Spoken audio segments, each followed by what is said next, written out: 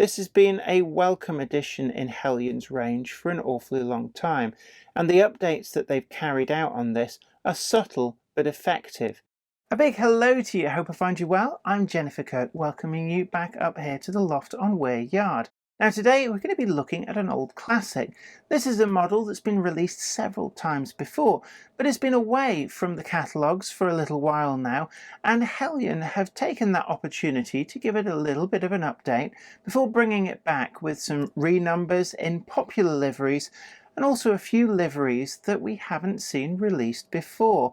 It is of course the Class 14 diesel hydraulic, which for the western region of British Rail was pretty much a disaster, a colossal waste of money, building a locomotive for a kind of traffic that was already on its way out. But actually there were a lot of industries that were able to purchase these afterwards, and they went on to quite a long and successful career up and down the country. And it's a few of those liveries that Heljan have released in this latest instalment, and they have very kindly sent over a pre-production sample for me to take a close look at and see some of those upgrades that the model has been fitted out with. So come with me in association with Trainomatic, makers of DCC decoders and accessories that are designed by enthusiasts for enthusiasts. Full range is available at the link down below from Tramfabrique in the UK. Additional support comes from Rails of Sheffield, home of the Emporium, where the greatest eBay store is packed full of bargains galore, hard to find items, rare, cherished childhood masterpieces, and all those models that you've been really looking for so long. Well, they're there. Get yourself over to their eBay store and have a browse and see if you can find a bargain today.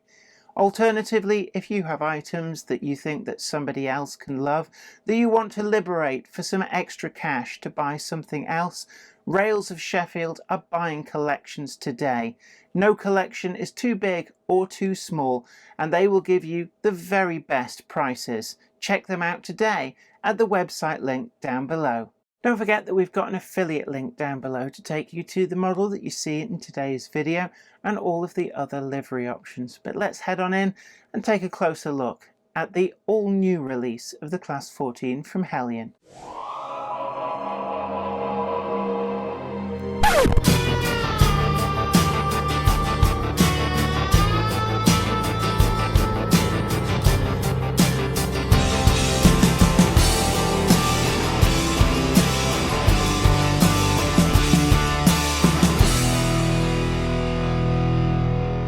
The Class 14 from Heljan is a model that's been in and out of their range for quite a few years now.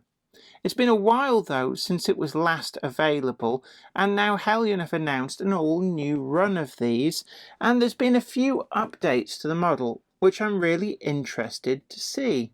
Heljan have quite kindly sent over one of the new production run for review, and this is catalogue number 1413, which is BR Green Class 14 with wasp stripes as D9545, and this is factory weathered. One of the things that's immediately apparent is that we've got a 21 pin socket on these new models, and this is instead of the original 8 pin that featured on the previous releases.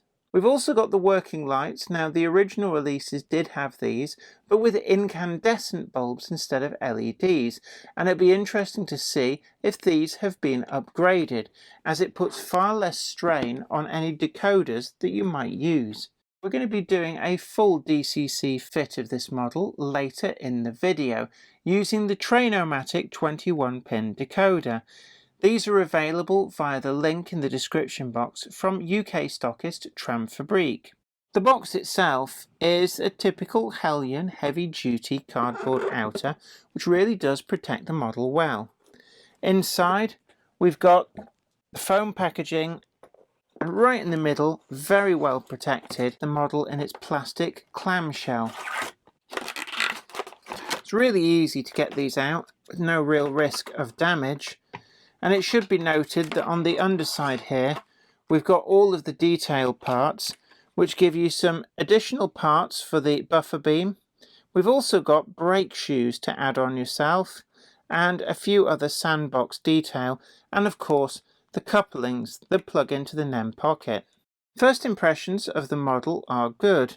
The finish on the model does look quite good. One thing that I should point out about this, and I can almost feel people typing already in the comments, it's billed as the weathered example, but this is a pre-production model, I've been told by Heljan, and that means it hasn't gone through the weathering process, that if you buy one of these from the shops when they come out, it will have been weathered, so don't worry about that. Also, because it's a pre-production sample, there's a little bit of extra lubrication just oozed out along the running plate. So again, not something to worry about. You don't have to be too bothered by that. When the production models come through, that will have all been resolved. There will also be full comprehensive instructions in the box for the production versions, but they haven't arrived in time to go out in the box with the production samples. So now we've got that out of the way, let's take a good close look at the finish on this model. Comparing the model with an example from the first production run, the weights on these appear to be about the same. The first production runs of this Class 14 did suffer from a few little foibles, and it'd be interesting to see whether they've been resolved with this newest production batch. One of the main problems was this crank axle here. It had too much sideways play and needed to be spaced to avoid it from jamming on the cab steps. Looking to the underside of this model, it does appear that they have limited somewhat the amount of sideways play on this crank axle, so it'll be interesting to note just how well it runs, and I'll be looking for any unexplained lockups on the really tight corners. Hopefully that won't happen. Whilst we've got the model upside down, you can see that we've got drive to this axle and then onwards to all the other wheels via the connecting rods. The couplings are held in NEM pockets. They just plug in through a hole in the buffer beam. In the detail pack, it has to be noted that there's no means to plug that hole if you want to make use of the really nice all metal couplings that are applied to the model from the factory. If you do add in the NEM pocket couplings, you may find that you need to remove some or all of that coupling because it can get tangled in place. The buffers on this model are sprung loaded but feature some quite chunky buffer heads. This is no different to the previous production run. The buffers are plastic, which is a little strange in this day and age. It is a shame that Heljan couldn't update the buffer heads. I think this model would be massively improved by having metal buffer heads, just like some of the more modern models that we've had come through. But I completely understand that some of these things that may seem to the modeler like a really quick and easy upgrade would actually be quite hideously expensive to retrofit a model and put that into production. The handrails around the bonnets are again exactly the same as on previous releases. They are moulded plastic, it would seem, but are pretty resilient, and just like the previous production runs, don't appear to have any issues with coming loose or getting broken. The front face of the locomotive is really captured well, and this is something that Heljan did an incredibly good job of at the time. The detail application on this example is really sharp. I like the reporting numbers on the front of the model. They look really good, and those wasp stripes too are really sharp with no bleed over between the black and the yellow, or from the black and yellow into the green at the sides. Just like the prototypes, we've got the slightly lighter lime coloured green on the cabs, and the bonnets are the British Rail Brunswick green. It's a very striking livery. I suppose it's a play on the two-tone green that locomotives such as the Class 24s, 25s and 55s got. The locomotives had the nickname of teddy bears, and this is rumoured to have come about because when they were under construction at Swindon, it was said that Swindon had built the Great Bear and now it was building a teddy bear. Whether that is true, I'm not entirely sure, but certainly that nickname stuck with them. The traffic that the prototypes were built for was ostensibly to replace pannier tanks on the western region, to be able to do shunting, and also to travel on the main line with pickup goods, and for that they were able to perform at around 45 miles per hour.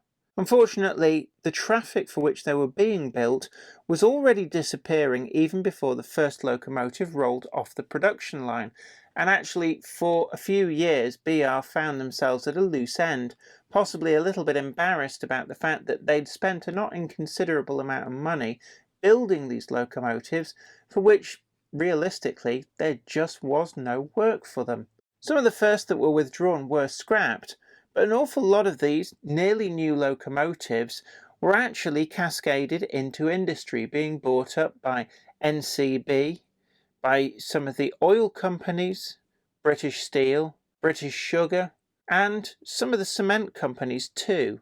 They had a lot of life left in them, and even though they initially under BR had a few engine issues with cylinder heads, these were easily rectified. And actually, if British Rail had kept the locomotives, they would have probably quite easily rectified those faults themselves. This cascade into industry made sure that quite a few of these actually did survive into preservation, and certainly even some of them got exported to places like Italy, where it was rumoured that one of these did still exist up to comparatively recently. They were a very, very useful locomotive potentially, if they'd have come about 10 or even 15 years earlier, where they would have ably replaced pannier tanks or even ginties on pickup goods. They did get a good sphere of operations with BR, probably because they were desperate to try and find some use for them to justify the fact that they'd built them in the first place. And a number of these were transferred to Hull Dairy Coats, where they worked around the area on the Holderness coastline. The front buffer beam detail that has been factory applied really is quite nice, although I can't help but thinking that just a little yellow plug that would plug into that NEM pocket would be really useful, although again not sure if it's because it's a production sample, just like they had on their Class 07 shunter for those people who just want to use the prototypical coupling. And it really is good, I have to say. It's something that Heljan do really, really well. And you can see that I'm putting a lot of weight on that. I could probably dangle the locomotive by the coupling. Yes, you can. That is how strong that is. That is a fully functional coupling on there. Looking down on the bonnets, we've got the fan represented there underneath a fine etched grille. And looking into the cab, we do have a floor that's kind of just underneath the window levels. It's not massively noticeable, but if you're going to put a driver in here, you're going to have to amputate him from the waist down for him to be the right height, but it's not really a big issue. We do also have some factory fitted pipework there, and that does look quite slender and nice. Looking to this previous one, I suspect that it's more to do with the livery, but I'd never really noticed them before, but on this model, the colours really do make them stand out. We've also got these deep recessed steps, and these would more often than not be used by the shunters when the locomotive was shunting in yards to ride on as the locomotive trundled about, much like some of the other shunters like the Class 3s and the Class 8s. These are metal and very, very resilient. In fact, I'm giving that a really good push, and there's no risk whatsoever of that breaking or coming apart. The wheels and the coupling rods are the correct pattern, and those coupling rods actually are really, really fine. From the factory, we haven't got those brake blocks in place, and it looks quite Spartan without them. And it's something that, yeah, it's probably not too difficult to fit them, but it would be nice to see detail like that come from the factory already fitted, in the same way that we've got all this on the buffer beams. When it comes to fitting the detail, one of the things that strikes me is that none of these parts are painted.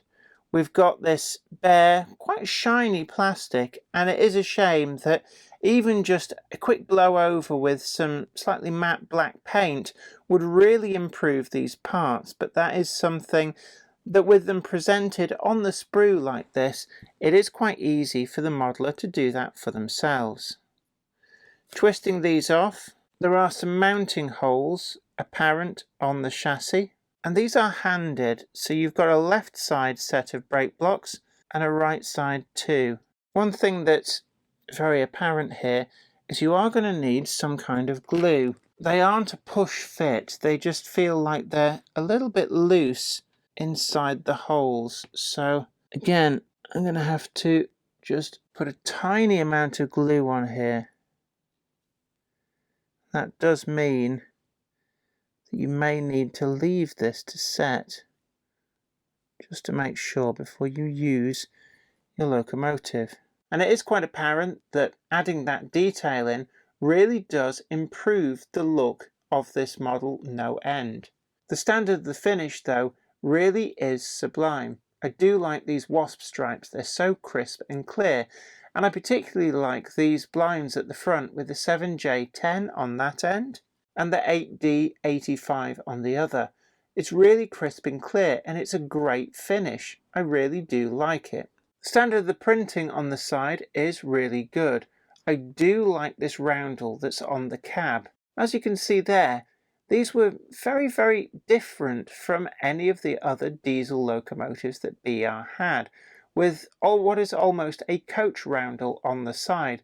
I've no idea why BR chose to go down this route, but it certainly made them stand out. The two-tone green livery as well is a very interesting application of a livery that was more conventionally applied to a whole host of BR diesels, but I can see why. It wouldn't have looked right with a kind of lime green stripe along the top of the bonnets and two-tone on the cab. This really is the best way of doing it. Bearing in mind that this is ostensibly an older model, the standard of the moulding is really quite crisp and clear. The moulds are showing no signs of wear and we get some really good vents and louvres on the bonnets. The rest of the printing really is sharp. I really do like these window surrounds as well. I really like this build plate too. It looks like it could be etched, but I think it's just the printing. Either way, that is really well done. On the side of the cab we've also got the shed allocation plate. The D9545 is crisp and sharp, and then we've got these, again, metal cab rails recessed either side of the door. Looking on the underside, we've got drive to this one axle here, and then this is transmitted through these actually quite scale thickness side rods. It's something that Heljan do really well. These scale thickness side rods that really do look so much better than some of the chunky alternatives. The grey cab roof really does show up the riveted detail and the design of that cab roof. We've also got these exhaust boxes that were a very characteristic look of this class. These are actually part of the cab moulding, and one of the things that should be said here is that these hide the screw that you're going to need to undo to get into this model for DCC fitting. In order to get into this model, what we need to do first is firmly but carefully grab hold of the cab and just give it a wiggle. Resist the temptation to grab the body in such a way that you squeeze those steps. Trust me, you don't want to do that. The cab will come clear, actually relatively easily. That doesn't mean that it's loose, it just does come apart quite well. And you'll see that that exhauster box comes off as a part of the cab. This reveals a screw underneath, you just see it there. With a crosshead screwdriver, we're just going to undo that one screw, put that to one side for safekeeping.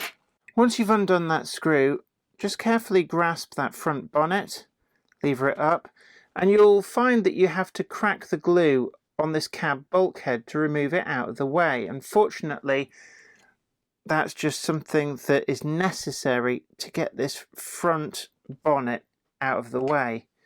We're going to have to glue this when we put it back together. That reveals inside the locomotive this 21-pin plug. I'm going to use a flathead screwdriver here now and very carefully just lever it a little at a time on each side. You don't want to just lever it right off from one side or you'll bend all the pins and create a real difficulty for yourself to get that decoder on. With the blanking plate removed, we've got our Trainomatic 21-pin decoder. There's a link in the description box to take you to where to purchase these. Make sure that we line up pin 1, get it onto the headers, and you'll feel it drop with no resistance whatsoever, and then just push it all the way home. If you're having to force it, then check that alignment. Also make sure that these wires don't get tangled up in the pins. It's really nice to see that whilst we've still got these quite slender wires, there's much less risk of damage occurring with the 21-pin socket, which replaces the previous 8-pin. I'm going to show you now the old setup, just so that you've got a good comparison. On this model, again, very easy to remove the bonnet and the cab. We're just going to lift that free. And then you can see the internal difference. On the older version, we had an 8-pin socket up here, and that meant that you had to tuck the decoder out of the way. It was messy, and it risked damage to any one of these slender wires. But it's really nice to see that we've got actually a new internal casting if we look at those side by side, and this makes it an absolute doddle to DCC fit. The decoder fits within the footprint, there's no messing around, there's no having to tuck things in, and there's no need to have to protect things from any random shorting. It really is made so much easier by this upgrade from Heljan. Putting it back together is simply a reverse of what we've already done. The bonnet slides back down all the way, then that single screw just needs replacing. At this stage, we also need to just add a little bit of glue to the bottom of this bulkhead. Unfortunately, there's 2 tabs on that bonnet which interfere with this bulkhead where it's glued into the model. But it's quite easy to glue that back into place. I use a PVA, which means that if we ever need to get back into here, we really don't have to worry too much. Once all that's in place, it really is simple to slide the cab back over the top. Now would be a good time to add a crew member if you really want to have one in place. Just remember, you'll have to remove pretty much everything from the waist down. It slides down into place, and you'll feel just a little bit of a click as it goes all the way home. So despite a little bit of complexity on the face of it, it really is an easy DCC fit, made much easier from the previous version by the inclusion of a standard 21-pin decoder rather than the older 8-pin. With the locomotive on a rolling road, it really does have a smooth speed response. Increasing the speed by just a few speed steps and you can see that we get a prototypical smooth crawl. There's no jerkiness to the motion, and as we slowly increase it, so the speed increases really smoothly straight out of the box. There's also no real noise from that motor, and it boasts the same kind of silky smooth mechanism that we've come to know and appreciate from some of the other Heljan models, such as the Class 5 shunters. Changing direction, it works equally as well. Bringing the speed up just a little bit. There's only a minor waddle. And to be honest, most locomotives waddle to some extent when on the rolling road. The light control on this model is better than the originals. When I turn them on, we've got the rear-facing marker light, change direction, and we get the numbers lit up and another marker light on the other side. These are the only lights on the model. It's also possible, though, to bring up the forward lights and the reverse lights at the same time using the F1 and F2 keys, and this overrides the direction control. To compare the lighting with an earlier run of the model, this is the new one with the lights on, reversed, reverse back to forwards. And if we go to the other model, you can see that all we have is the reverse marker light. That's a great improvement, and I really like these LEDs that Heljan have fitted. They're crisp, they're clear, they're not overpowering, and most importantly, they don't strain the decoder. When it came to running, there is a caveat that this, of course, being a pre-production model, isn't going to perform quite as well as the production ones when they come through. Now, that said, it did manage the tortured test track with its 5% gradients and steep curves on those gradients really, really well. It managed the radius 1 curves and some quite severe undulations too, hauling the test train round with only minor amounts of slipping when it really was put under load. On the main track, it handled a long air brake train with ease. It got it all the way round with no visible signs of slipping, which is actually quite a bit more than the prototype locomotives would probably have been tasked with. So overall, the running performance was reasonably good. One minor worry is that it keeps shedding some of that brake detail. Despite the fact that I glued some of them in, with handling they just keep coming off, and it feels like the glue isn't really gripping well to this very, very smooth and shiny plastic that the parts have been made from. So now we go to the scores. First up is build quality, and for me, the major come down was those brake blocks and other assorted detail that's in there for the user to fit.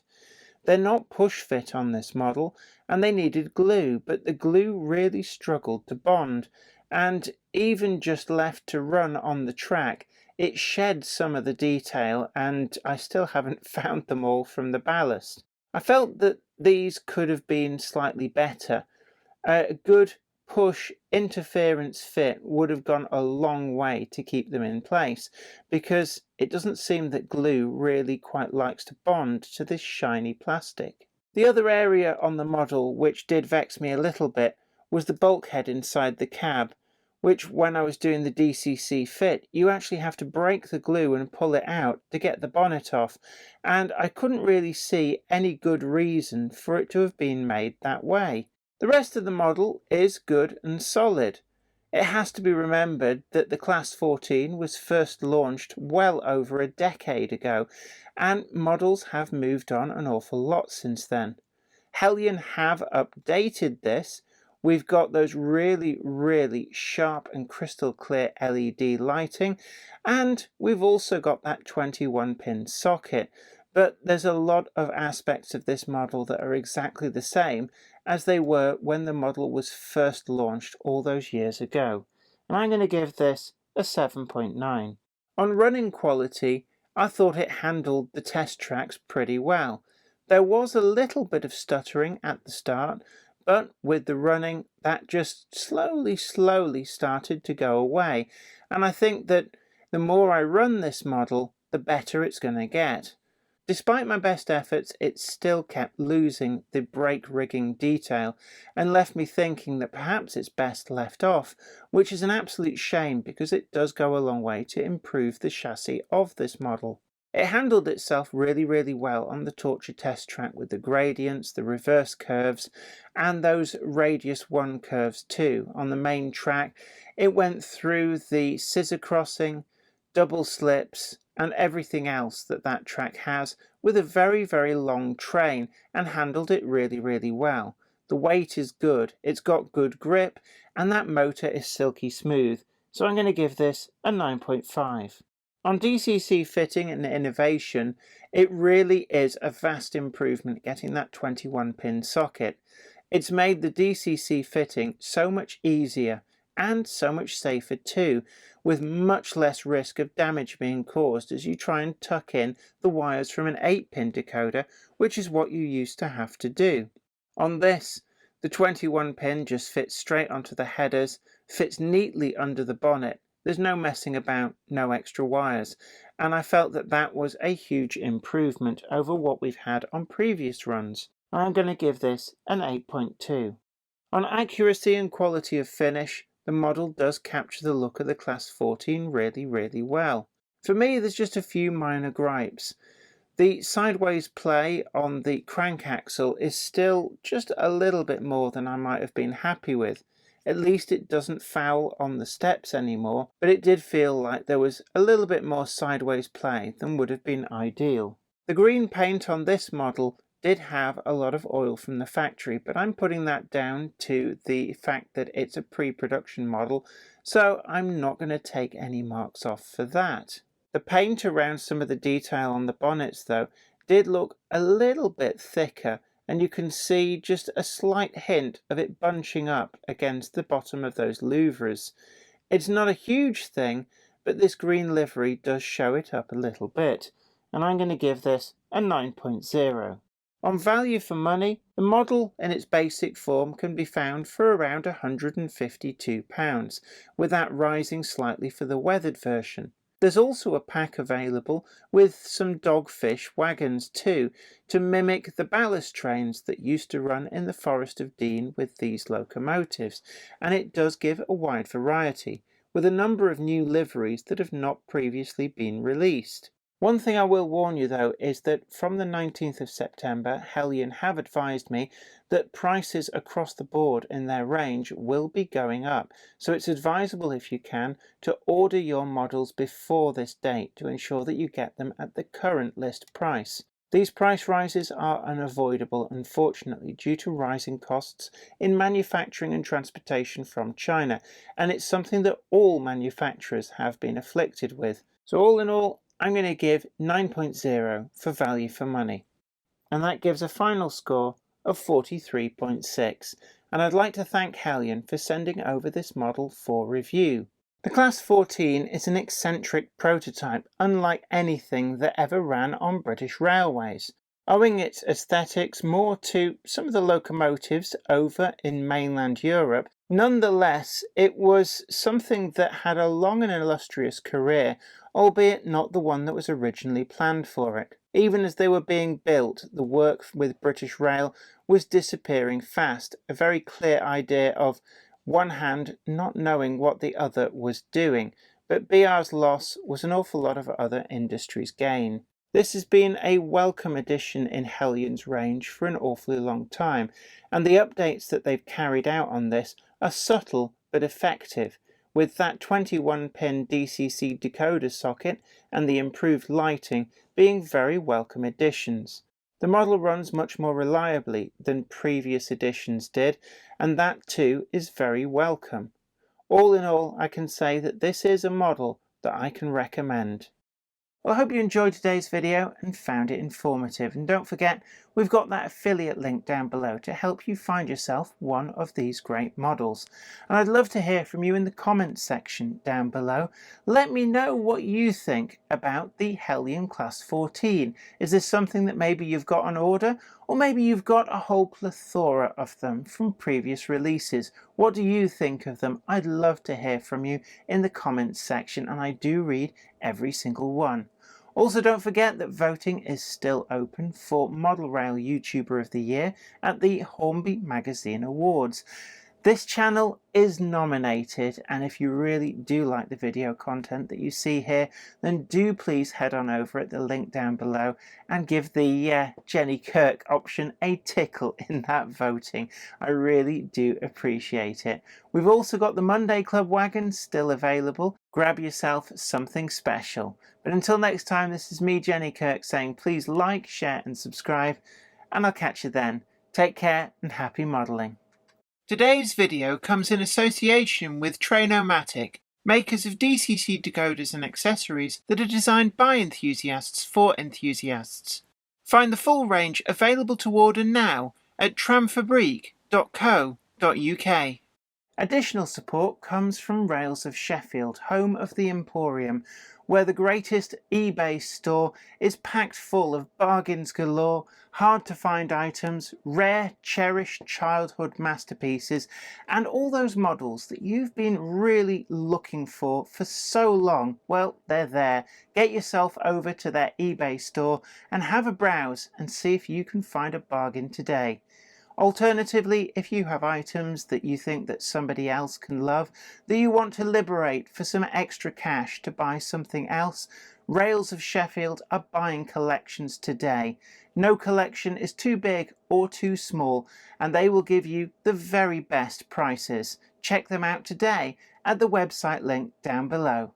I'd like to send out a huge thanks to everybody who supports me on Patreon, and an extra special huge thanks goes out to Anthony Kidson, Offshore Allen, Michael Lockie, Helen Sink, Gary Lewis, David Quinn, Sparky 107107, George Botterini, Chris Moss, Robert Steers, Sam Yates, Dale Williams, John N from NC, NYMRish, Jonathan Foster, Peter, Clifford Ison, Larry W. Grant, NI Railways 4000 Class, Ian Coulson, Alan Dickerson, Eddie Papere, Karen Nichol, Medwin Williams, Crossways Point Junction, 3B Rail, and Jennifer Horton.